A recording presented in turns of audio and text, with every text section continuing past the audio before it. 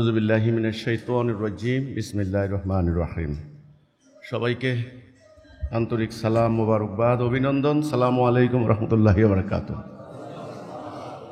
আমি প্রথমে নতুন ভাইদেরকে অভিনন্দন জানাবো, অভিবাদন জানাই, কংগ্রেচুলেশন, মোবারকবাদ, যে আপনারা কষ্ট করে এ পর্যন্ত আসছেন। এখন চোখ দিয়ে দেখেন, আল্লাহ তাআলা আপনাদেরকে চোখ দিয়েছেন যে এটা কি, এগুলো এখানে কি হচ্ছে। আমার কথাকে কান দিয়ে শুনেন, আমি কি বলতে চাই বা আমরা কি বলি, বিচার বিশ্লেষণ আপনার হাতে। আপনারা তো অন্তত আসছেন শোনার জন্য, কিন্তু আমার কষ্ট লাগে, আমার দুঃখ লাগে যে সমস্ত মানুষরা চোখে দেখবে না, কানে শুনবে না, কথাও শুনবে না, রাস্তায় রাস্তায় হাঁটতে হাঁটতে অপপ্রচার করবে, মিথ্যাচার করবে, গুজব রটনা করবে, আমাদের জানমালের ক্ষতি করবে, হামলা করবে। আপনি আসছেন এখানে জুমার নামাজ আদায় করতে, আপনার বাড়িতে অলরেডি খবর দিয়ে দিছে ও খ্রিস্টানের কাছে গেছে, ও খ্রিস্টান হয়েছে। এই গুজবে এই জাতিটা শেষ হয়ে গেছে, মিথ্যা প্রতারণায় এই জাতি শেষ হয়ে গেছে। এদের যারা রাজনীতি করে, সকাল থেকে ঘুম থেকে উঠে মিথ্যা শুরু হয়, রাতে ঘুমানো পর্যন্ত কত লক্ষ মিথ্যা কথা বলে, তার কোনো ঠিক নাই। যারা বিভিন্ন জায়গায় ধর্ম নিয়ে কাজ করে, সারাটা দিন খালি টাকা, কোন দিক দিয়ে টাকা আসবে, খালি টাকা। এদের যারা সরকারি কর্মকর্তা, যত লক্ষ টাকা লাগে, বলছে কত লক্ষ টাকা লাগে, আমি টাকা দেব, আমার চাকরি চাই, 20 লাখ, 30 লাখ, 50 লাখ। আমরা গত সরকারের টাইমে শুনেছি একটা ওসি নাকি 50 লক্ষ টাকা দিয়ে এক থানা থেকে আরেক থানা পছন্দ করত। কত টাকা লাগে ব্যাপার না, আমি চাকরি চাই, কারণ তার মাইন্ডে আছে এই টাকা উঠেতে লাগবে মাত্র 2 বছর। এদেশের সরকারি চাকরি যারা করে, এই সমাজ মিথ্যা, ছলনা, প্রতারণা, গুজব ইত্যাদি ধ্বংস হয়ে গিয়েছে। আপনারাও এই গুজবের সমাজের মধ্যে ছিলেন। কিভাবে আল্লাহ তাআলা আপনাদেরকে দয়া করেছেন, আপনারা এই গুজবের দেওয়াল, এই পর্দা ভেদ করে এই পর্যন্ত এসেছেন। আল্লাহ আপনাদের হৃদয়কে উন্মুক্ত করে দিক আল্লাহর সত্য কথা বোঝার জন্য। যারা বিশ্বাসী, এই কথার উপরে এই কিতাব আল্লাহ নাযিল করেছেন, এটা আল্লাহর কোরআন, ওকে, এই বিশ্বাস যারা করে, আমি তাদের সামনে কথা বলছি। আংশিক বিশ্বাস কিন্তু ইসলামে বলা হয়েছে শিরক, আপনারা ভালো করেই জানেন, জানেন না? আল্লাহ কোরআনে বলেছেন যে তোমরা কি এই সিদ্ধান্ত নিচ্ছ আমার কিছু মানবা, আমার কিছু মানবা না। আফাতুমিনুনা বিবাদিল কিতাবে ওয়া তাকফুরুনা বিবাদ, এই কিতাবের কিছু মানবা, কিছু মানবা না, এই সিদ্ধান্ত নিচ্ছ। যদি নিয়ে থাকো, খিজিউন ফিল হায়াতিদ দুনিয়া, দুনিয়ার জীবনে ভয়াবহ লাঞ্ছনা মনে রাখো, এবং জাহান্নাম, পরকালে কঠিন শাস্তি। কিছু মানা, কিছু না মানা, আংশিক বিশ্বাস করা, আংশিক বিশ্বাস না করা, এটা হলো শিরিক। আল্লাহ কোরআনে বলছেন ইন্নাল্লাহা লা ইয়াগফিরু আন ইউশরাকা বিহি, শিরিক ক্ষমা করবেন না, আল্লাহ শিরিক ক্ষমা করবেন না। সূরা আলে ইমরানের 208 নম্বর আয়াতে বলছেন, হে মুমিনগণ, তোমরা পূর্ণরূপে ইসলামে দাখিল হও, ফিসিলমে কাফা। তো কাজে আমার কথা হচ্ছে, যারা এটাকে বিশ্বাস করেন, পূর্ণভাবে বিশ্বাস করতে হবে। আল্লাহ শিরিক ক্ষমা করেন না। যারা এই শিরিক করে তারা হচ্ছে মুশরিক। মুশরিকদের কোনো ইবাদত কবুল হয় না। মক্কার কাফেররা কি করত? যাদেরকে আমরা কাফের মুশরিক বলে জানি, তারা মুশরিক ছিল। কেন মুশরিক ছিল? তারা শিরিক করত। কেন শিরিক করত? তারা কি আল্লাহ বিশ্বাস করতো না? করতো। কোরআন সাক্ষী দেয়। তাদেরকে জিজ্ঞাসা করো এই মেঘমালা কে সৃষ্টি করেছেন, তারা বলবে আল্লাহ। বৃষ্টি বর্ষণ কে? তারা বলবে আল্লাহ। মাটি থেকে ফসল উৎগীরণ করেন কে? তারা বলবে আল্লাহ। তারা মূর্তি পূজা করত। এই জন্য আমরা বলি তারা মুশরিক। আচ্ছা, মূর্তিগুলারে কেন পূজা করত? এটাও আল্লাহ কোরআনে বলছেন। মূর্তিগুলা যে আল্লাহ, এটা বিশ্বাস করতো না। এই মূর্তিগুলা তাদেরকে আল্লাহর সান্নিধ্য এনে দেবে, আল্লাহর কুরবিয়ত হাসিল করাই দিবে। কুরব মানে হলো নৈকট্য লাভ করা। কোরবানি বলেন না, কোরবানি, এই কোরবানি কুরব শব্দ থেকে কোরবানি, নৈকট্য মানে এই মূর্তিগুলা লাত, মানাত, উজ্জা, হুবল, এই দেবতাগুলি, এগুলো কিন্তু আবার হাজার হাজার বছর থেকে কায়েম হয়ে গেছে। আমাদের দেশেও দেখবেন অনেক নেতা, বড় বড় নেতা, যত বড় নেতা হন, একটা পর্যায়ে কর্মীরা অতি আবেগে মূর্তি বানানো শুরু করে। হ্যাঁ, মূর্তি বানায় দেখবেন জন্মদিনে, মৃত্যুদিনে ফুল দেওয়া শুরু করে। এটারে চতুর্দিকে 1 মিনিট আবার নীরবতা পালন করে। কথাটা এটা তো একদিনে হয় নাই রে ভাই। এখন যদি কেউ মাঝখানে লাভ দিয়া উঠা মাথা কুড়াল দিয়া ভাঙতে না পারে, 100 বছর যদি যাইতে পারে, তো মনে করেন এটা দেবতা হয়ে গেছে। দেবতা অমুক, এ দেবতা তমুক। ধর্মগুলি তো এইভাবে বিকৃত হয়েছে, এটা তো একদিনে হয় নাই। ইব্রাহিম আলাইহিস সালাম চলে যাওয়ার পরে আমাদের রাসূল যখন আসলেন, এই সময়ের ব্যক্তি, এই গ্যাপটা 4500 বছর, খেলাখেলি কথা না। কাবা ঘরকে কেন্দ্র করে যে ইসমাইল, বনু ইসমাইল, আপনারা জানেন, ওই মা হাজেরা, ওনার ছেলে ইসমাইল, বাবা ইব্রাহিম দেখতে গেলেন ছেলেকে, তো ওই ঘটনাগুলি জানেন তো নাকি নাকি জানেন না কিছু, অনেক কিছু। এই ইব্রাহিম আলাইহিস সালামের এক সন্তান ইসমাইল আলাইহিস সালাম, উনার যে বংশধারাগুলি বিভিন্ন গোত্রে গোত্রে বিভক্ত হয়ে মক্কার কাবার আশেপাশে যে গোত্রগুলি তৈরি করেছে, ইব্রাহিম আলাইহিস সালাম, ইসমাইল আলাইহিস সালাম, ওনার বাপ বেটা চলে যাওয়ার পরে প্রায় 4500 বছরের গ্যাপ, এর মধ্যে কোনো নবী রাসূল আর আসে নাই।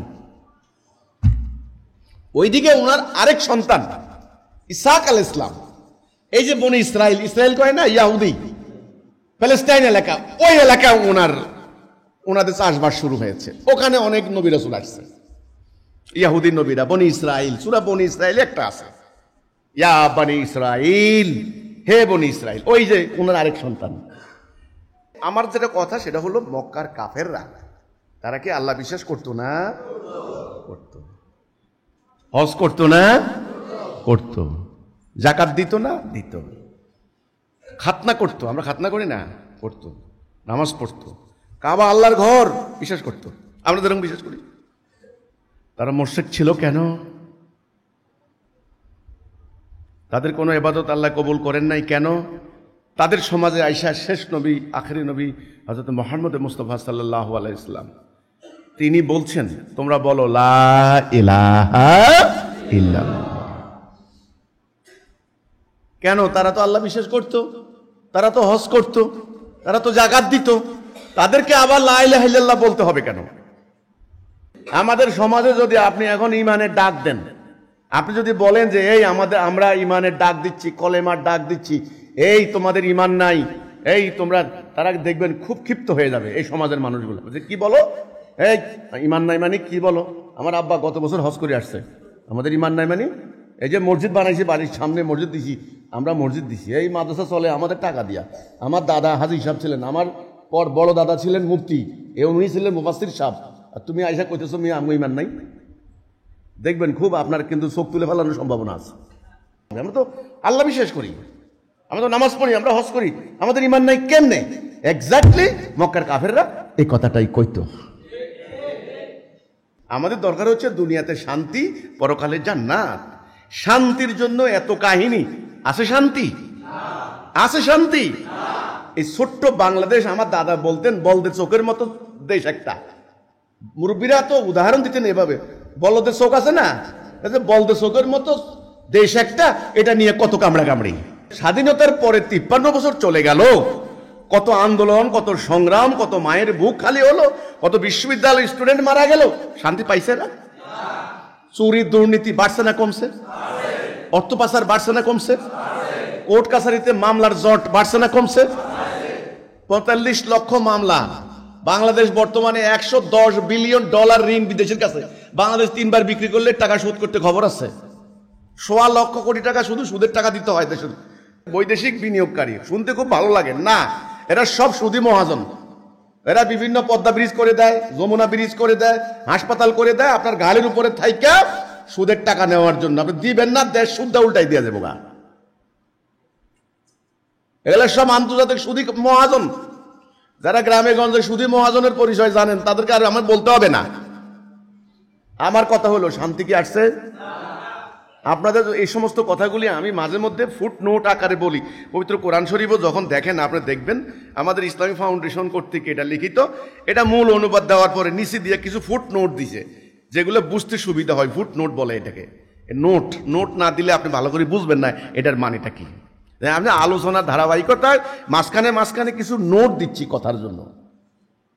এই সময় যে এই যে আমরা জুমার নামাজ পড়তেছি, আপনি বিশ্বের পরিস্থিতির দিকে আপনি যদি তাকান দেখবেন ফিলিস্তিনের নাম জানেন তো অনেকে, নাকি জানেন না? মুসলমান, অন্য মুসলমানের খবরও নাই আর মুসলমান নাম, অথচ আল্লাহ রসুল বলছেন মুসলমান এক জাতি, তোমরা ভাই ভাই। কোরআনে আল্লাহ বলছেন যে মোমেনরা তো ভাই ভাই, আল্লাহ রসুল বলছেন তারা তো এক জাতি, ওয়ান নেশন। এক অঙ্গে আঘাত লাগলে আরেক অঙ্গ ব্যথা অনুভব হয়। এই যে ফিলিস্তিনি মুসলমানদেরকে এই যে হত্যা করলো, 1 লক্ষ মুসলমান 1 বছরে ধ্বংস করে দিয়েছে, কোনো বিচার হয়েছে? হয় নাই। খাবারের জন্য শুনেন 7 দিন 8 দিন খাবার নাই, কঙ্কাল সার, মাইলকে মাইল পথ পাড়ি দিয়ে ওই যে হেলিকপ্টারে করে খাবার ফেলবে, হেলিকপ্টারে বিমানে করে খাবার যে ফেলে না, খাবারের বাক্সের তলে চাপা পড়ে মারা গেছে পর্যন্ত অন্তত কয়েকশ। এরপরে খাবারের জন্য যাইয়া হুমড়ি খাইয়া মরে গুলি খাইয়া মারা গেছে কয়েক হাজার, গুলি করে করে মারছে। পৃথিবীর ইতিহাসে এরকম দুর্গতি, এরকম ন্যাক্করজনক পরিণতি কোনো জাতির হয়েছে কিনা আমার সন্দেহ আছে। আমাদের মিয়ানমারের কথা আমি প্রায় বলি, আমার সোশ্যাল মিডিয়া ফেসবুকের মাধ্যমে মিয়ানমারের বহু মুসলমান আমাকে মেসেঞ্জারে বলে যে আপনার বক্তব্য আমরা শুনি, আমরা আমাদের জন্য কিছু করেন। আমি কই আপনাদের জন্য কি করব? আপনারা তো ঐক্যবদ্ধ হন নাই। আপনারা 22 লক্ষ মুসলমান, আপনারা মিয়ানমার থেকে আপনাদেরকে কেটে মেরে আপনাদেরকে বাড়িঘর আগুন দিয়ে জ্বালিয়ে উদ্বাস্তু করে দিল। আপনারা এখন বাংলাদেশে বসে বসে ওই জাতিসংঘের ত্রাণ ভিক্ষার দিকে চাই থাকেন, কতক্ষণে জাতিসংঘের ত্রাণ আসবে। এত জিল্লতি কেন মুসলমানদের? আমার প্রশ্ন হচ্ছে এখানে ওয়াই? আমাদের মধ্যে আল্লাহর কোরআন আছে, রাসূলুল্লাহর মতো একটা মহান আদর্শ আছে, তাহলে এটা কেন ওয়াই? আমার কথা হচ্ছে এখানে এই নতুন ভাইয়েরা, আপনারা এই পুরো ব্যাপারটা যদি চিন্তার মধ্যে না আনেন তাহলে আমার আলোচনা আপনি বুঝবেন না। আপনাকে সংকীর্ণতা থেকে বেরিয়ে আসতে হবে। আপনাকে ঘর থেকে বের করে এনে যদি আমি আপনার বিল্ডিং এর ছাদের উপরে দাঁড় করাই, তখন পুরো এলাকাটা আপনার নজরে আসবে। আপনি যদি ওই চিপার ভিতরে বসে থাকেন, ছোট্ট একটা খুপড়ি কামড়ার ভিতরে, তাহলে আমি এলাকা আপনাকে আমি দেখাইতে পারবো না। ধরেন 500 ফিট উপরে একটা টাওয়ারের উপরে যদি আপনারা বসাই, পুরো ইউনিয়ন আপনার চোখের সামনে চলে আসবে। আমি দেখাইতে পারবো এটা কি, এটা হলো খাল, এটা কি, এটা হলো প্রাইমারি স্কুল, এটা কি, ওটা ওই গ্রাম, এটা ওই গ্রামের রাস্তা, পুরো বাজার, সমস্ত এলাকাটা আপনার দৃষ্টির মধ্যে চলে আসবে। কিন্তু আপনি যদি এই খোপের ভিতরে ঢুকে বসে থাকেন এইভাবে, আমি আপনাকে দুনিয়া দেখাতে পারবো? এই জন্য ভাই খোপের থেকে বের হন, একটু দুনিয়া দেখেন, একটু দৃষ্টিতে বড় করেন, মনটাকে বড় করেন। আপনার ভেতরে অনেক সম্ভাবনা আছে, আপনারা মেরে ফেলছেন, আপনার দ্বারা অনেক কিছু হবে, আপনি জানেন না আপনার দ্বারা কি হতে পারে। ইসলামের শুরু আমাদের নবী করিম সাল্লাল্লাহু আলাইহি ওয়াসাল্লাম যখন মানুষদেরকে দাওয়াত দেওয়া শুরু করলেন, উনি যে নবী হয়েছেন এটা নিয়ে তো ওনার নিজেরই সর্বপ্রথম ব্যাপক একটা ইয়ে ছিল। ওনার কাছে ওই জিবরাইল আলাইহিস সালাম যখন আসলেন হেরা গুহায়, জানেন তো সে কাহিনী, ওনার শরীরে জ্বর উঠে গেছে, উনি যাইয়া মা খাদিজা মানে ওনার স্ত্রী, আমাদের আম্মা মানে উম্মুল মুমিনিন মা খাদিজাকে যাই বলতেছেন যে আমি দেখলাম এই কথাগুলি নিয়ে আসছে আমার কাছে একজন, ওনার গা কাঁপতেছে, বলতেছেন যে আমাকে কম্বল দিয়ে জড়িয়ে ধরো। তখন তিনি সবার কাছে যাইয়া, জ্ঞানী গুণীদের কাছে যাইয়া ব্যাপারটা কি রাসূলকে আশ্বস্ত করার চেষ্টা করলেন। উনি নিজেও তো কনফিউজ ছিলেন যে বিষয়টা কি, আমি কি পাইলাম, কি দেখলাম। একটা পর্যায়ে উনি যখন মানব জাতিকে ইসলামের দিকে ডাক দেওয়া শুরু করলেন, উনি কি প্রথম নামাজের দিকে ডাক দিছেন না ইমানের দিকে ডাক দিছেন? ওনার যে প্রথম ডাকটা ছিল, হে মানুষ তোমরা নামাজ পড়ো, বলছেন না, কোথাও না। উনি সর্বপ্রথম বিভিন্ন গোত্রের লোকদেরকে ডাক দিচ্ছেন, ডাক দিয়া বলছেন যে চলো, খবর আছে, খুব বিপদ আছে, খুব বিপদ, খুব সমস্যা। তো গোত্রের লোকেরা বলতেছে কি ব্যাপার, মোহাম্মদ তো মিছা কথা বলে না, এই সমাজের মতো মোহাম্মদ তো গুজব রটনা করে না, কেন মোহাম্মদ ডাকতেছে, খুব বিপদ, ব্যাপারটা কি দেখি, শুনি তো যাই চল। তো তৎকালীন নিয়ম মোতাবেক এটা পাহাড়, এটা সাফা পাহাড় বলা হয়। এখনো হাজী সাহেবরা যারা আছেন, আপনারা গেলে আপনার সাফা মারোয়া, এটা কিন্তু কোরআনে আয়াতও আছে, কিন্তু সাফা মারোয়া নিয়া হাজীদের কিন্তু সাই করার একটা জায়গা, কিন্তু এটা উঁচা জায়গা। ওখানে দাঁড়াইয়া তিনি সর্বপ্রথম যে ভাষণটা দিলেন, সর্বপ্রথম যে বক্তব্যটা দিলেন, সর্বপ্রথম যে ঘোষণাটা দিলেন, সেটা কি নামাজের কথা বলছেন? মক্কার লোকরা তো নামাজ পড়ে। হজের কথা বলছেন যে হে মক্কাবাসী তোমরা ন্যাংটাই হজ করো, এটা ঠিক না, হজ ঠিক করো, আমল ঠিক করো, এটা বলছেন না? কিচ্ছু বলেন নাই। তিনি সর্বপ্রথম বলছেন লা ইলাহা ইল্লাল্লাহ, ঈমান আনো, লা ইলাহা ইল্লাল্লাহ এটা বলো। কথাটা তো আরবি, রাসূল তো আরব ছিলেন, আরবি ভাষায় কথা বলতেন। এখন আমরা তো বাঙালি, আমরা তো বাংলায় কথা বলি। এখন এই কথাটার মানে কি, কথাটার তাৎপর্য কি আমরা বুঝতে হবে না। এটা না হলে আমরা বুঝবো কি করে এটার মানে কি? লা ইলাহা ইল্লাল্লাহ মানে হলো আল্লাহ ছাড়া আমি কাউকে এলাহ হিসাবে মানি না। এলাহ মানে হলো সেই সত্তা যার হুকুম মানতে হবে, যার আনুগত্য করতে হবে, যার আদেশ মানতে হবে। অর্থাৎ আমার জীবন চলার ক্ষেত্রে আমি আল্লাহর আদেশ ছাড়া কারো আদেশ মানি না, আল্লাহর নিষেধ ছাড়া কারো নিষেধ মানি না, আল্লাহর বিধান ছাড়া কারো বিধান মানি না।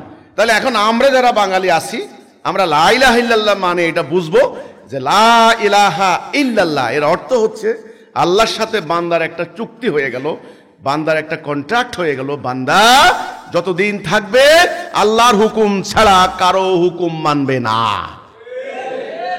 বান্দা হুকুম মানবে কার? আদেশ মানবে কার? আল্লাহ। কোথায় মানবে? কোথায়?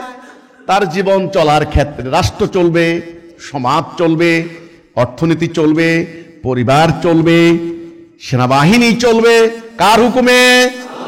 আল্লাহর হুকুমে। যেখানে যেখানে আল্লাহর কোনো কথা আছে সেখানে আমি আর কাউকে মানি না। এটা হলো লা ইলাহা ইল্লাল্লাহ।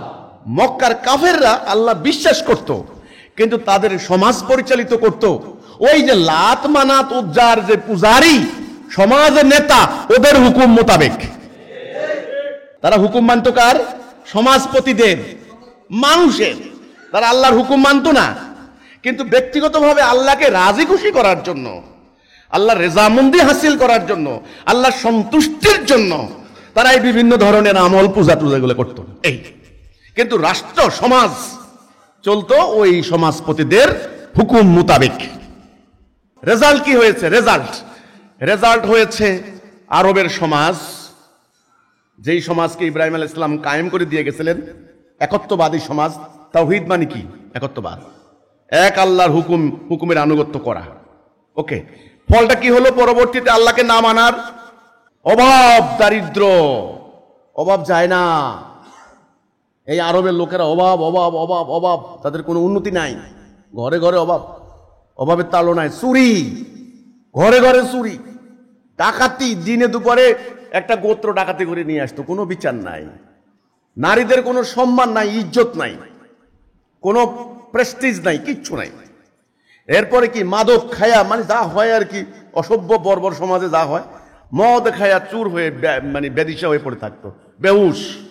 মদ খাওয়া ছিল একটা সম্মানের ব্যাপার মনে হয়ে গেল। আচ্ছা, গোত্রে গোত্রে, গোত্র তো অনেকগুলো গোত্র, এই গোত্র ওই গোত্র এই গোত্র, যেমন আমাদের এই থানা ওই থানা, এই গ্রাম ওই গ্রাম, ওইরকম গোত্র। এই গোত্রগুলি এক গোত্র আরেক গোত্র মারামারি যে করতো না, বছরকে বছর মারামারি, কোনো শেষ নাই, কোনো সমাধান নাই। এতে করে একটা সমাজ ধ্বংস হয়ে গেছে। ওই দিক দিয়া পারস্যরা উন্নতি লাভ করে চলেছে, আর ওই দিক দিয়া রোমানরা, ওই যে ভূমধ্যসাগরের ওই পারে রোমানরা তখন উন্নতি লাভ করে চলেছে, ওইদিকে মিশরীয়রা উন্নতি লাভ করে চলেছে। আর এই আরবের এই অঞ্চলটুকু পেনিনসুলা মানে হলো একটা উপদ্বীপ, অভাব, দারিদ্র, খুনাখুনি, মারামারি, হানাহানি। আর এরা কি করে? আল্লাহ সন্তুষ্টির জন্য মক্কা যায় হজ করে। কিন্তু ইসলামের উদ্দেশ্য, আল্লাহর উদ্দেশ্য হলো কি? আদম সন্তানের মধ্যে শান্তি, ন্যায় বিচার, সুবিচার। ওইটাই যখন নাই, তখন ওদের এই আল্লাহর বিশ্বাস করা, হজ করা, যাকাত দেওয়া, নামাজ পড়া, এর কোনো মূল্য নাই। আমার হাতে একটা ঘড়ি আছে, এর উদ্দেশ্য কি? এই যে মাথার উপরে একটা ফ্যান ঘুরে, এর উদ্দেশ্য কি? বাতাস যদি না দেয়, আপনি কি মাথার উপরে এটা রাখবেন? তাহলে প্রত্যেকটা জিনিসের একটা উদ্দেশ্য আছে না? এর উদ্দেশ্যটা কি? এইটা একজন নবীর উপরে আল্লাহ রাব্বুল আলামিন নাজেল করেছেন, একটা উদ্দেশ্য আছে তো নাকি? এর উদ্দেশ্যটা কি? আমাদের এই সমাজের মানুষদেরকে কেউ বলে? কেউ বলেছে আজ পর্যন্ত? আমি আপনাকে বলি, আপনাকে কেউ একটা গাড়ি দিল, গাড়ি এই যে প্রাইভেট কার দেয় না, মাইক্রোবাস, একটা গাড়ি, দামি গাড়ি, ধরেন গাড়িটার দাম 5 কোটি টাকা। আপনি তো বুঝবেন এই গাড়িটার উদ্দেশ্যটা কি। হ্যাঁ, আপনি কি করলেন? গাড়িটাকে গ্যারেজে রেখে দিলেন, দেখতে খুবই সুন্দর। আপনি প্রতিদিন 2 বার করে গাড়িটাকে পরিষ্কার করেন, ধোয়া মোছা করেন শ্যাম্পু দিয়া।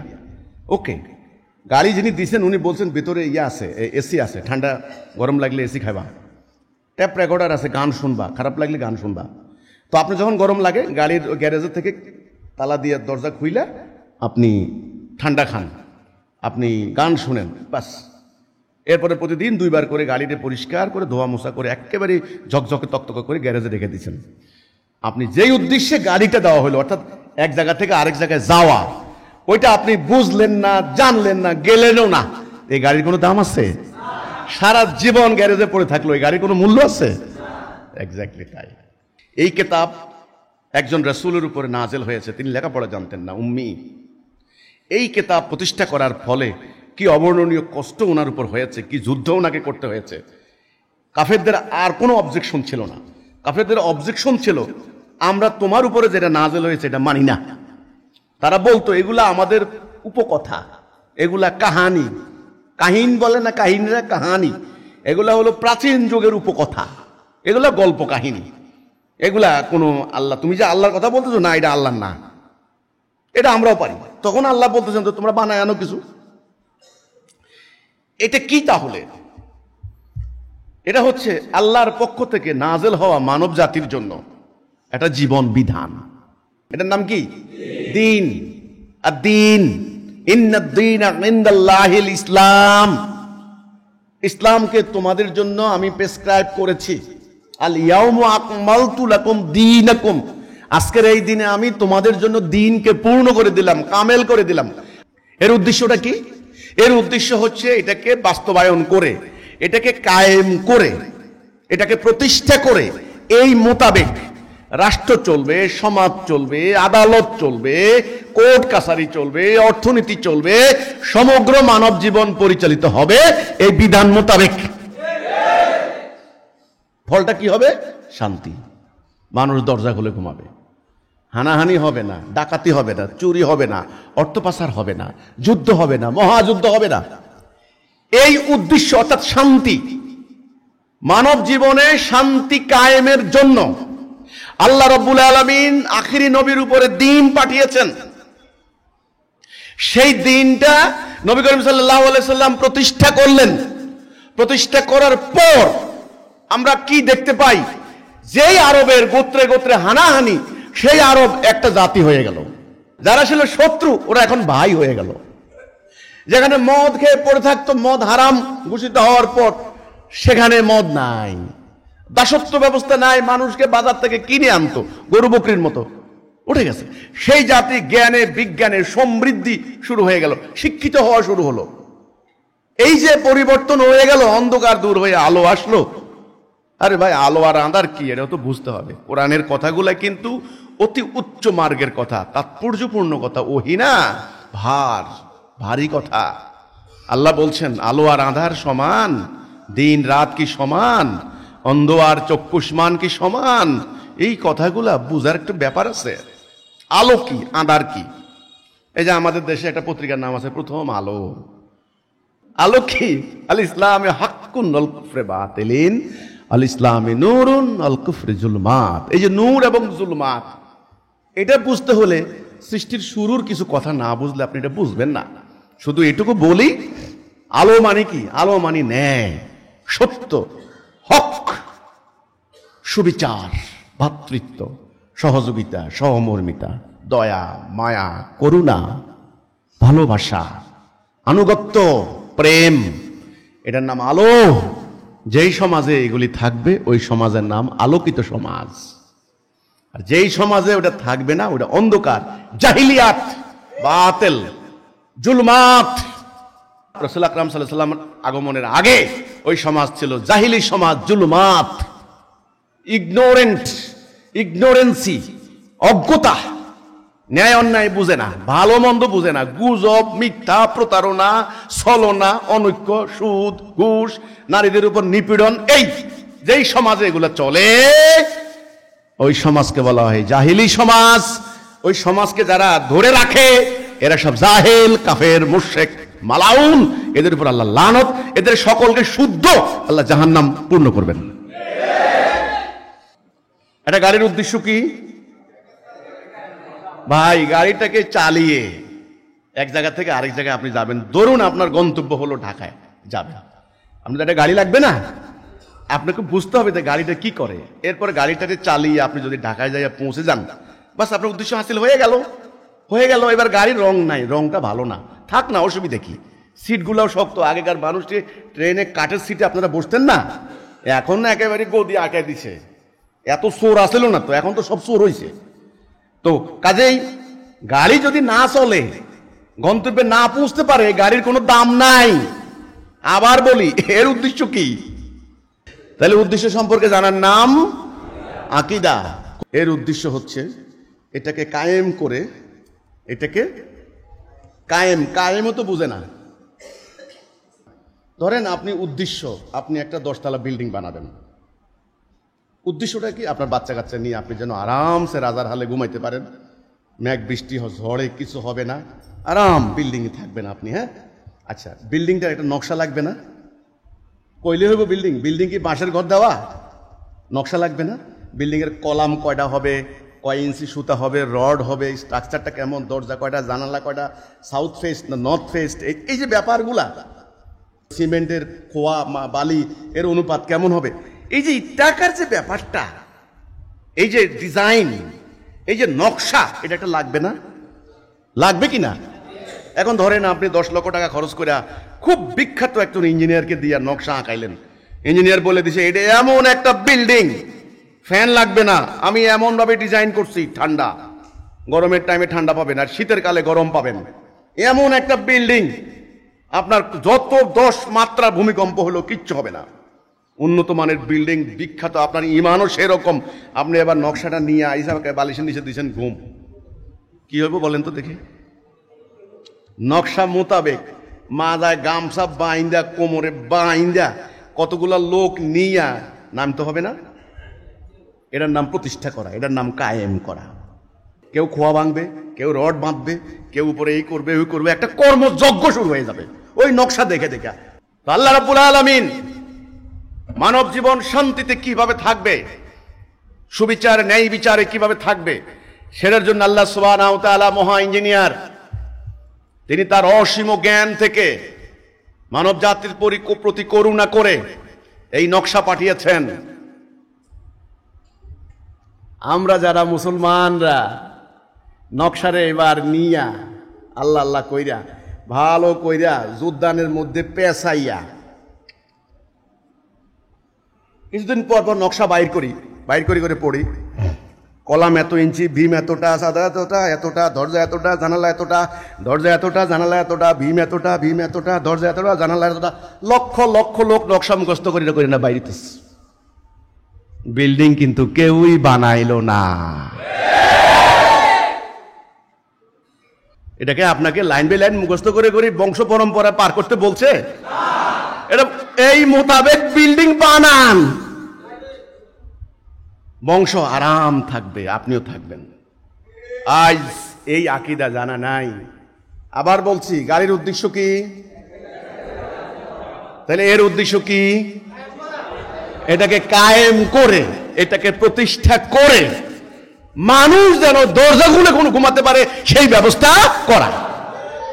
আমরা মুসলমানরা করছি কি, ওই যে গাড়ি ধোয়ার মতো এটারে মুখস্থ করছি, পাক্স মানে ভালো করে মুখস্থ, বর্ণমালা একেবারে মাখরাজ আদায় করে, আরবি হরফগুলা একেবারে ঠিক মতো, কোনো কত মধ্যের হরফ কোনটা, তারপরে হলো এর হরফ কোনটা, ওর হরফ কোনটা, কয় আলিফ টানতে হবে, 2 আলিফ না 4 আলিফ, ওরে বাপরে বাপ, নিখুঁত উচ্চারণ, নিখুঁত পড়া, মিনিং, অর্থ, শানে নজুল, তফসির, ব্যাখ্যা। এই শব্দটার ব্যাখ্যা করতে করতে করতে করতে হুজুর 4 দিন ওয়াজ করছে। 4 দিন বলে কি, এই আয়াতের সত্যিকার অর্থে তফসির করতে হলে আমাকে আরো 7 দিন সময় দিতে হবে।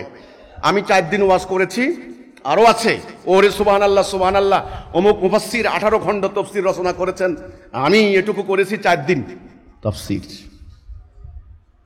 মানে ওই শব্দ এটারে টানতে টানতে টানতে টানতে টানতে টানতে ব্যাখ্যা, আরো ব্যাখ্যা, অতি ব্যাখ্যা, সূক্ষ্ম ব্যাখ্যা, চুলছেরা বিশ্লেষণ করতে করতে করতে করতে করতে করে করে এবার হুজুরে কয়, আমি তো টায়ার্ড হয়ে গেছি গা, প্রতিদিন 2 ঘন্টা করে ওয়াজ করছি, আমাকে ওরা 2 লাখ টাকা দিয়েছে, আপনারা তো অন্তত 1.5 লাখ টাকা না দিলে আমার পোষাবে না। তাহলে কি করলাম এটা দিয়া? টাকা কামাই করে খাইলাম, কিন্তু কামের কাম কিছুই হলো না। কিন্তু ব্যাপারটা বুঝতে পারি নাই নাকি? মানুষ আজকে শান্তির জন্য একবার গণতন্ত্রের কাছে যায়। এই যে পোলাপাইনে আন্দোলন করলো, বাংলাদেশের প্রধান বিচারপতি গতকালকে যাইয়া মার্কিন রাষ্ট্রদূতের বাসায় বসে আছে, সোনার টুকরা হাতে রাইয়া তুমি এখন ভিক্ষা করো। কি বলবেন, কাকে বলবেন? যারা আমাদেরকে ধর্ম শেখায়, বুনিয়াদি বেসিক এ ধারণা মানুষকে দেখাইছে। তাহলে রসুল পাক সাল্লাল্লাহু আলাইহি সাল্লাম যেই সমাজে আসলেন, ওই সমাজের মানুষগুলির মধ্যে কি সমস্যা ছিল বলেন?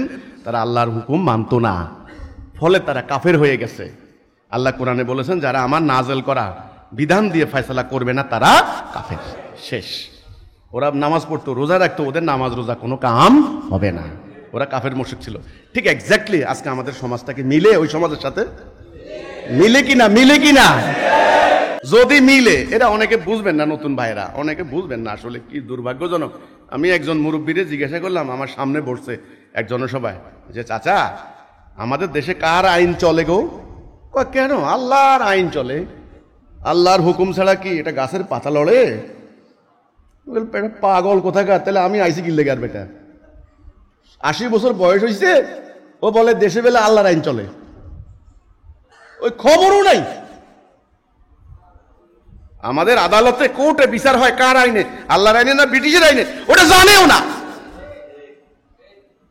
ওই বাবা 14 গোষ্ঠী দেখাই দিয়ে গেছে, এক ডিসেন জায়গার জন্য মামলা করে গেছে, বাবা মরার টাইমে কই গেছে মামলা ছাড়িস না, যাইস কিন্তু করতে করতে একেবারে জুতা কিছু নাই, বন রুটি পাও রুটি খাইতে খাইতে জমি যা আছিল তাও বিক্রি হয়ে গেছে গা। মানুষের আইন ব্রিটিশের আইন, এটা গিলু নাই। কি রে ব্যাপারটা কি? আমি মুসলমান, আমি ব্রিটিশের আইন মানবো কেন? যখন আজান দিছে তাড়াতাড়ি গাড়ি গোটা করে, এই মৌরি সাহেব, উকিল সাহেব, আমার নামাজ পড়তে হবে। প্রত্যেক কোর্টের মসজিদে কেন আছে, কিন্তু কোর্ট মসজিদের ইমাম দৌড় দেয়। মক্কার কাফের লগে কি মিলতেছে কিছু? না মিলে না, না মিলে না। কিছু মানলেন কিছু মানলেন না, এর শিরক। আদালতে বিচার করলেন ব্রিটিশের আইনে, কেন আল্লাহর আইন নাই? ওইটা বাদ দিছেন কেন? সুদ, অর্থনীতি, পুরো ব্যাংকিং সেক্টর, এক্সপোর্ট ইম্পোর্ট, আমদানি রপ্তানি, পুরো সুদের উপরে সুদ আর সুদ আর সুদ। সুদ হারাম না, ওইটা হলো দুনিয়াবি রাষ্ট্র। এটা কি? আমি নামাজ পড়বো, আল্লাহ ওই ইয়ে দিয়ে দিছে, হাদিস একটা শিখাই দিছে, নামাজ বেহেশতের চাবি। কারা শিখাইছে? আল্লাহ জানে। জাল হাদিস, কোরআনে কোথাও পাবেন না নামাজ আপনাকে জান্নাত নিয়ে যাবে। নো, আগে ইমান। কাজেই ভাইরা আমার, মক্কার কাফেরদের যেরকম আল্লাহর প্রতি বিশ্বাস ছিল, কাবার প্রতি বিশ্বাস ছিল, হজ করত, যাকাত দিত, তাদের ইমান ছিল না, আজকে তেমনি এই সমাজের মানুষের অবস্থা সেটা হয়েছে। এখন এই সমাজের মানুষকে বাঁচতে হলে, পরকালে জান্নাতে যেতে হলে ইমান আনতে হবে। কি আনতে হবে? ইমান আনতে হবে। আবার শুরু করতে হবে শুরু থেকে। শুরু করতে হবে কোথা থেকে? শুরু থেকে। ইমান আনতে হবে বুঝে শুনে, লা ইলাহা ইল্লাল্লাহ মুহাম্মাদুর রাসূলুল্লাহ। বাস, আমার জীবন পরিচালিত হবে কার হুকুমে? আইন মানব কার? বিধান মানব কার?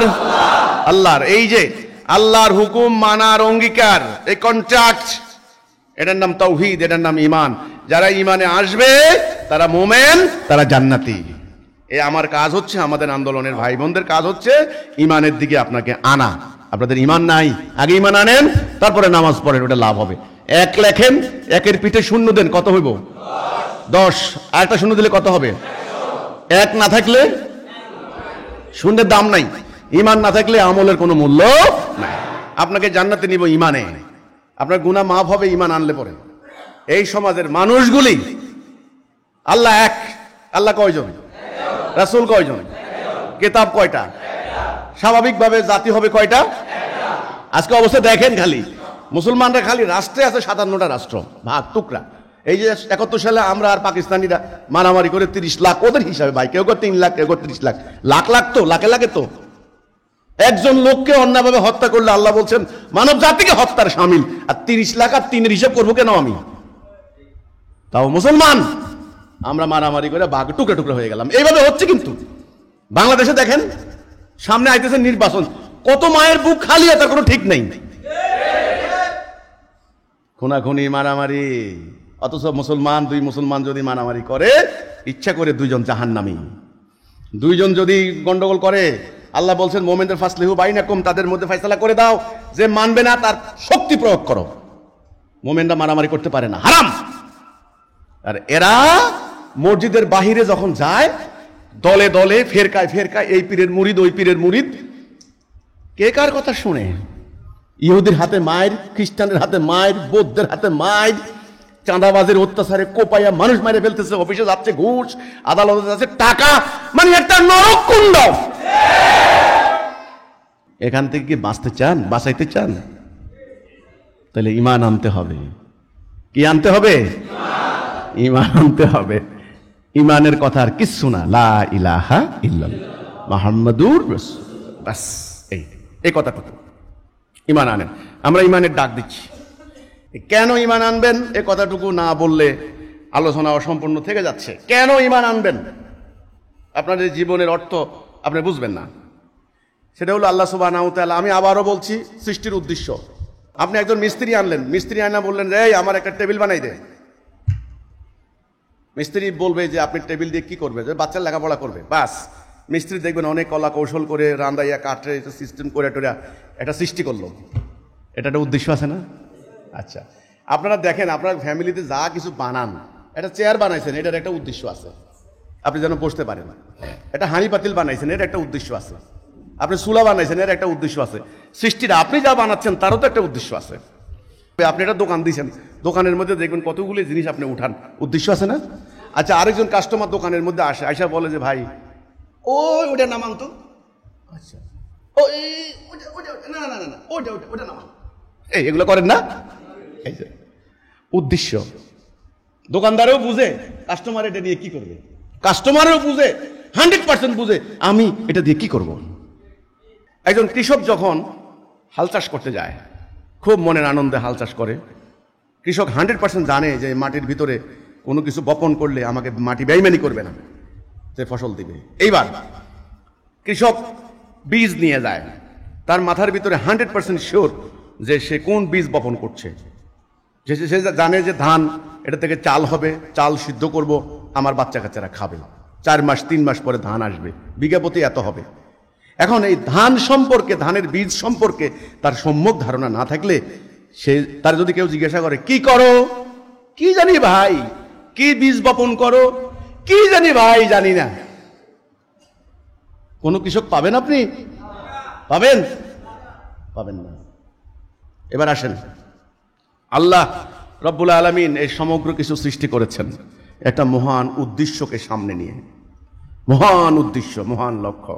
তিনি কোরআনে বলেছেন, আমি সব সৃষ্টি করেছি একটা উদ্দেশ্য, আমি অনর্থক সৃষ্টি করি নাই। তিনি মানুষ সৃষ্টি করবেন, তিনি খলিফা সৃষ্টি করবেন। তো সমস্ত ফেরেশতাদেরকে বললেন যে আমি খলিফা বানাবো, তোমরা কি বলো। তিনি ঠনঠনা মাটি, আঠালোযুক্ত মাটি দিয়ে আদমকে বানালেন। আদমকে বানিয়ে সমস্ত ফেরেশতাদেরকে বললেন যে আমি এর ভিতরে আমার রূহ ফুঁকে দেব, সবাই সেজদা করো। সবাই সেজদা করলো, ইবলিস সেজদা করলো না।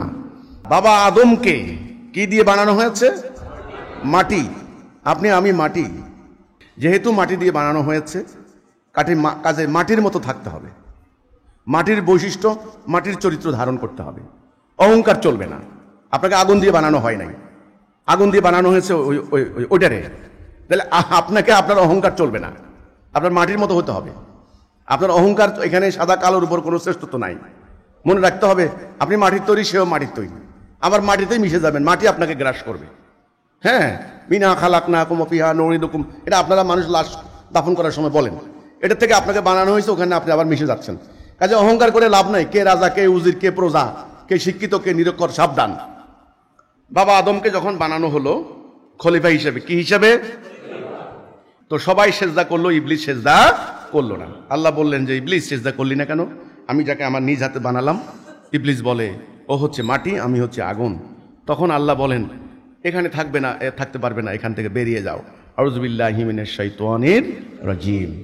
আল্লাহ ইবলিসকে বের করে দিলেন। তখন ইবলিস একটা চ্যালেঞ্জ দিয়েছিল যে আল্লাহ, তুমি যাকে আমার উপরে শ্রেষ্ঠত্ব দিলা, মানে আদমকে, আমাকে সুযোগ দাও, আমি ওকে তোমার পথে থাকতে দেব না। চ্যালেঞ্জ হয়ে গেল একটা। আল্লাহ বললেন যা, তোকে উত্থান দিবস পর্যন্ত সুযোগ দিলাম। ইবলিস এই সুযোগ নিয়ে সে বলল যে তুমি দেখবা তোমার অধিকাংশ বান্দাকে আমি সরাই নিছি তোমার রাস্তা থেকে। আল্লাহ বললেন আমার মুখলেস বান্দাদের উপর তোর কোনো কর্তৃত্ব থাকবে না। আল্লাহ বাবা আদমকে তো খলিফা হিসেবে বানালেন, আদম খলিফা। আল্লাহর পরিকল্পনা শুরু হলো, তিনি মাকে বানালেন, বাবাকে বললেন যে তোমার স্ত্রী, তুমি এই এনাকে নিয়ে জান্নাতে থাকো, যা খুশি খাও, একটা নিষেধ ওই গাছের নিকট যাবে না। শয়তান তাদেরকে ভুলাই দিলেন, ওনারা সেই গাছের নিকট গেলেন। ফলাফল কি হলো? ওনাদের লজ্জাস্থান অনাবৃত হয়ে পড়লো। আল্লাহ বললেন আমি চাইছিলাম এটা ঢেকে রাখতে। তখন আল্লাহ বাবা আদমকে ডাক দিয়া বললেন, আদম আমি কি তোমাকে বলি নাই যে ওর আনুগত্য করবে না, ও তোমার প্রকাশ্য শত্রু, কথা শুনবে না? তখন বাবা আদম তওবা করলেন যে আল্লাহ ভুল হয়ে গেছে, আমি আসলে মনে করতে পারি নাই, আমার রং হয়ে গেছে, আমার মিস্টেক হয়ে গেছে, ভুল হয়ে গেছে। রব্বানা যালামনা আনফুসানা ওয়া ইল্লাম তাগফির লানা ওয়া তারহামনা লানাকুনান্না মিনাল খাসিরিন। এখান থেকে শিক্ষা হলো একটা জিনিস, আদম মানে ভুল, ভুল আমরা করবই, ভুল হতে পারে, এটা কোনো ব্যাপার না, ভুল মানুষের ভুল হতেই পারে। ওকে, ভুল পাওয়ার পর, ভুল ধরার পর, ভুল মেনশন করার পর যদি গায়রামি কইরা বলেন আমি ঠিক, তাহলে আপনি হলেন ইবলিস। ভুল ধরার পর যদি সঙ্গে সঙ্গে বলেন সরি আমার ভুল হয়ে গেছে, আমাকে মাফ করে দেন, আমি বুঝতে পারিনি, এটা আমার অজান্তে হয়েছে, আমার পরিকল্পনার বাইরে হয়েছে, এই কারণে। যারা বিদেশে যায় তাদের কাছে একটা কথা শুনেছি, আমাদের দেশে এই সমস্ত আইন মানে না, ড্রাইভাররা তো গণপিটুনির ভয়ে পালায়। কোনো দুর্ঘটনা ঘটলে যদি ড্রাইভার পাশে দাঁড়িয়ে থাকে, তাকে নাকি আদালত মার্সি করে, যে গাড়ি চালাইতে গিয়ে বেচারা অ্যাক্সিডেন্ট হয়ে গেছে, তার কোনো দায় নাই। যদি সে পালিয়ে যায় একবার, নো মার্সি। এটা দুনিয়ার আইনে আর কি, আমি যেটা জানছি। তো শুনেন, তাহলে বাবা আদম কি করলেন? তওবা করলেন। কি করলেন? তখন আল্লাহ বললেন ঠিক আছে আদম এখানে থাকতে পারবে না, এখান থেকে নামিয়া যাও এই দুনিয়াতে, ওখানে বংশবৃদ্ধি করো। এই আমরা, বংশ মানে কি? আমরা। আমার পক্ষ থেকে রাস্তা আসবে, পথ আসবে, হেদায়া আসবে। ফাইম্মা ইয়াতিয়ান্নাকুম মিন্নি হুদা ফামান তাবিআ হুদায়া ফালা খাউফুন আলাইহিম ওয়া লাহুম ইয়াহজানুন। আমার পক্ষ থেকে হেদায়া আসবে, যারা এর আনুগত্য করবে তাদের কোনো ভয় নাই, তাদের কোনো চিন্তা নাই। আমরা দুনিয়াতে আসলাম, খুব খেয়াল করেন, দুনিয়াতে আমাদের মূল কাজ কি, এই কথার এক নম্বরে উত্তর দিতে হবে। ধরেন আপনি জায়গা জমি বিক্রি করে আপনার ছেলেকে আপনি সিঙ্গাপুরে পাঠাইছেন, ছেলেকে বলে দিবেন না তোর কি কাজ? কেউ রুজি করতে যায়, কেউ হাসপাতালে ট্রিটমেন্ট করতে যায়, কেউ মালামাল আইনে ব্যবসা করতে যায়। তাহলে ট্রিটমেন্ট, ব্যবসা, রোজগার, এই তিনটা কথা আমি উল্লেখ করলাম। ওকে, আর কেউ আনন্দ ফুর্তি করতে যায়, ওগুলো বাদ দিলাম। তিনটা কথা আপনি আপনার ছেলেকে ভালো করে বলবেন না যে আমি জমি বিক্রি করছি, 20 লাখ টাকা খরচ করে তোর সিঙ্গাপুর পাঠাচ্ছি, তোর হার্টের রিং বসানোর জন্য ওই যে সিঙ্গাপুর মাউন্ট এলিজাবেথ সেখানে যাইতে হবে, এই কাজ, এই তোর ছেলেটা ভালো করে বুঝে নিবে না? আচ্ছা, সিঙ্গাপুর যাওয়ার পরে, হোটেল থেকে নামার পরে সিঙ্গাপুর সিটি দেখে ওয়াও কেমন মার্ভেলাস সিটি, মার্ভেলাস, এরকম তো দুনিয়াতেও নাই, এত সুন্দর শহর, ওয়াও, ভুলে গেছে, আপনার বাপের কথা ভুলে গেছে, রিঙ্গের কথা ভুলে গেছে। যাইয়াকার হোটেল বয়ের বলতেছে ভাই মজার জায়গা কোথায়? যে কয় যে এখানে এখানে আছে, হোটেল আছে, টাকা যা দিছেন, আড্ডা দিয়া 3-4 মাসে খাইয়া চলে আসছি, থাকতে পারবে না, আসতেই হবে আপনার কাছে, এটা তার ভাগ্য নির্ধারিত করে দিছেন আপনি। আচ্ছা, আসার পর আপনি জিজ্ঞাসা করে বাবা দেখো তো কি বলছে, ডাক্তার কি বলছে? যে ডাক্তার মানে তোরে পাঠাইলাম সিঙ্গাপুর রিং বসাইতে হাটের। ও আমি তো ভুলে গেছি, আমি তো মোজ মাস্তি মজা করে টাকা খরচ করে আইছি। আপনি কি করবেন বলেন তো তারে? আমি আবার বলি, দুনিয়াতে আমাদের পাঠানোর একটা উদ্দেশ্য আছে ভাই, এই উদ্দেশ্য সম্পর্কে জানার নাম আকীদা। এটা আগে জানেন, তারপরে যা আমল করেন করেন, আমার কোনো আপত্তি নেই, উদ্দেশ্য জানেন। এটা ভুলে গেছে, কেউ কাউকে উদ্দেশ্য কথা মনে করাই দেয়। উদ্দেশ্য হচ্ছে আমরা আল্লাহর খলিফা, দুনিয়াতে আমাদের কাজ আল্লাহর খেলাফত করা। আমরা যেন আল্লাহর খেলাফত করতে না পারি, শত্রু হচ্ছে ইবলিস। এই জন্য আমাদের সামনে এখন রাস্তা দুইটা। কয়টা রাস্তা? একটা হলো ডাইন, একটা হলো বাম, একটা হলো সত্য, একটা হলো মিথ্যা, একটা নেই, একটা অন্যায়। এটা হেদায়া, এটা দলালা। এই রাস্তার নাম জান্নাত, এটা শেষ মাথা জান্নাত, এই রাস্তার শেষ মাথা জাহান্নাম। এই রাস্তা যারা থাকবে তারা মুমিন, এই রাস্তা যারা থাকবে তারা কাফের। এখন বলেন রাস্তা কয়টা? দুইটা, হেদায়া, তলালা। পরিণতি কয়টা পরকালে? পরিণতি কয়টা? জান্নাত জাহান্নাম। মানুষ কয় প্রকার? মুমিন কাফের। বিধান কয়টা? দুইটা, আল্লাহর বিধান, মানুষের বিধান। এখন আপনি কোনটা মানবেন? এটা আপনার স্বাধীনতা, এটা আপনার ফ্রিডম। এই যে কয় না freedom of speech, freedom, freedom of will, আপনার ইচ্ছার স্বাধীনতা। আল্লাহ আপনাকে এখানে জোর করবেন না। আল্লাহ বলেছেন আমি দেখতে চাই, আমি দেখবার চাই। তাকে দৃষ্টি দিয়েছি, তারে মগজ দিয়েছি, গরুর মগজ নয়। তারে মগজ দিয়েছি, তারে কান দিয়েছি, তাকে হৃদয় দিয়েছি, তাকে আমি নিজে ডিজাইন করে বানিয়েছি। আহসানা তাকবীম সালসালিন কাল ফাক্কার, আমি তাকে মিত্তিন, তাকে তৈরি করেছি। আমি এখন দেখতে চাই আমার সমস্ত মাটিকে বলেছি তাকে সার্ভিস দিবে, সূর্যকে বলেছি সার্ভিস দিবে, বাতাসকে বলেছি সার্ভিস দিবে, বিদ্যুৎকে বলেছি গোলামের মতো সার্ভিস দিবে। তারা সবাই আমাকে সার্ভিস দিয়ে যাচ্ছে। গরু জবাই করে খেয়ে ফেলছি, মাছ সিদ্ধ করে খেয়ে ফেলছি, আমি যা খুশি তাই করছি। কিন্তু আমার উদ্দেশ্যটা কি? আবার উদাহরণ দিচ্ছি। সরকার আপনাকে নিয়ে প্রথমে বুঝাই দিল এটা তোমার উদ্দেশ্য, তুমি হইলা আমার সৈনিক, যুদ্ধ করে আমার রাজ্য রক্ষা করবা, এটা তোমার কাজ। বুঝাই দিল তুমি আমার প্রতিনিধি, কিন্তু এই মাঠ তোমার, এই বাড়ি বিল্ডিং তোমার, এই কর্মচারীগুলা তোমার সার্ভিস দিয়ে যাবে, তোমার গরম লাগলে বাতাস দিবে, তোমার খিদা লাগলে তোমার খাবার রান্না করে দিবে, আর তোমার তৃষ্ণা লাগলে পানি আইনা দিবে। সে কত মজার পানি! আমার রাজ্যের যা আছে সব সার্ভিস তোমার জন্য। মাগনা সার্ভিস দিচ্ছে, এটা উদ্দেশ্য আছে না? আপনি কি করলেন? সার্ভিসটা পাইয়া আপনি রাজারে ভুলে গেছেন, আপনার উদ্দেশ্য ভুলে গেছেন। শত্রু হামলা চালাইয়া রাজার সমস্ত রাজ্য লুটপাট কইরা তাণ্ডব সৃষ্টি করে দিয়েছে, আপনি বৈশা বৈশা মোজ মাস্তি করে মজা খাইতেছেন। আবার বলেন আমার জীবনের উদ্দেশ্য কি? আল্লাহর খেলাফত করা। আমি কার খলিফা? আমি কার খলিফা? সর্ব অবস্থায় এটা মনে করার নাম জিকির। ফাসকুরুনি আসকুরুকুম ওয়াশকুরুলি ওয়ালা তাকফুরুন। আমার জিকির করো, আমি তোমার জিকির করব। লাফাইয়া বান্দরের মতো গাছে উঠা, এটা জিকির না। জিকির মানে হলো সর্ব অবস্থায় আপনার ডিউটি, আপনার কর্তব্য, এটা মনে রাখা, এটার নাম জিকির। আমরা কার হুকুম মানবো? কার আনুগত্য করব? ডাইন দিকে যাব না বাম দিকে যাব? ডাইন দিকে। মোমেন হব না কাফের হব? শান্তি চাই না অশান্তি চাই? এই যদি আপনি সিদ্ধান্ত নেন, বুঝে শুনে সিদ্ধান্ত নিয়েন, তখন আপনাকে একটা ডিসিশন নিতে হবে আল্লাহর সাথে। লা ইলাহা ইল্লাল্লাহ, এটা হলো মেইন। লা মানে মানি না, আল্লাহ ব্যতীত অন্য কারো হুকুম মানি না। মানে এদিকে বামকে অস্বীকার করলাম, আমি একদিকে রওনা দিলাম আল্লাহর দিকে, ইল্লাল্লাহ, আল্লাহর দিকে। লা ইলাহা ইল্লাল্লাহ মানে হচ্ছে এটা কাজে বুঝে শুনে কাজ করবেন। এখন দিন কয় প্রকার? দুই প্রকার, আল্লাহর দিন। এখন আপনি দুনিয়াতে কার দিনটা কায়েম করবেন? আল্লাহর দিন। এই মহা সত্য আমরা জানতাম না। আল্লাহর এক প্রিয় বান্দা আমাদের ইমামুজ্জামান জনাব মোহাম্মদ বাইজিদ খান পান্নি, তিনি আজকে দুনিয়াতে নাই। তিনি ইন্তেকাল করেছেন 2012 সালে। ওনার অন্তর্ধানের পর আমার মতো সাধারণ গুনাহগার মানুষ, এ দায়িত্ব আমার উপর যখন আসলো, তখন আমি সারা দেশের আনাচে কানাচে এই বাক্য নিয়ে, কথা নিয়ে, এই বাণী নিয়ে, এই দায়িত্ব নিয়ে আমি ছুটে চলেছি এই কথা বলার জন্য। আমার ভাইদেরকে হামলা করা হয়েছে, আমার বাড়িতেও হামলা হয়েছে, আমাকে হত্যা করার জন্য প্রতিনিয়ত চেষ্টা করা হচ্ছে। আমি আপনাদেরকে শুধু একটা কথাই বলতে চাই, আগামী দিনের পরিস্থিতি ভালো নয়, পরিস্থিতি ভয়াবহ। এখান থেকে আপনাদেরকে কেউ বাঁচাতে পারবে না, কোনো দল আপনাদেরকে আর আশ্বাস দিতে পারবে না, কেউ আপনাদেরকে আর শান্তি দিতে পারবে না। কারণ এই মানব জাতি সম্মিলিতভাবে আল্লাহর খলিফা হওয়া সত্ত্বেও তারা ডাইন পথ ত্যাগ করে তারা সব বাম পথে রওনা দিয়েছে।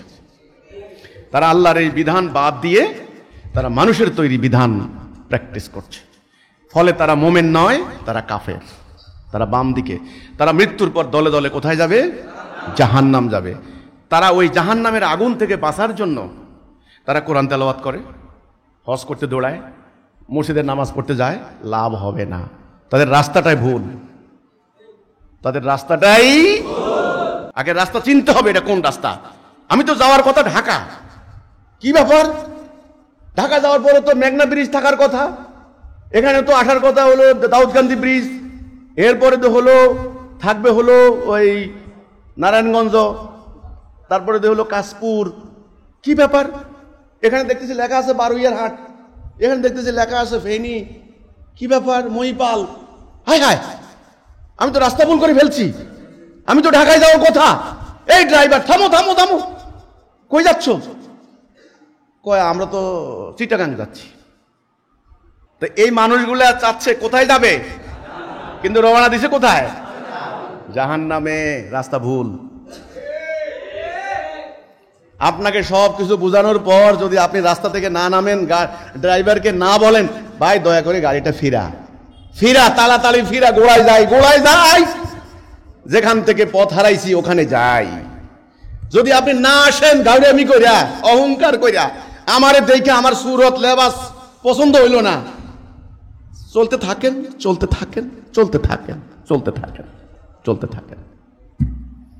মনে রাখবেন, আগামী দিন আপনাদের ধ্বংস অনিবার্য, জাহান্নাম চোখে দেখতে পাবেন। আমি সাধারণ গুনাহগার মানুষ, আমার মহামান্য ইমামুজ্জামান আমাকে বলে দিয়েছেন ইন্তেকাল করার আগে সংগ্রাম চালাবে, সংগ্রাম বন্ধ করবে না, এবং মনে রাখবে এই আন্দোলন দিয়ে, হিজবুত তাওহীদ দিয়ে সারা পৃথিবীতে আল্লাহ সত্য দিন প্রতিষ্ঠা হবে। ব্যাস, এবার যদি আপনি আসেন এই রাস্তা ত্যাগ করে এই রাস্তায় উঠেন, আপনাকে ওয়েলকাম, আপনাকে অভিনন্দন, আপনাকে জান্নাতের সুসংবাদ দেওয়া হচ্ছে।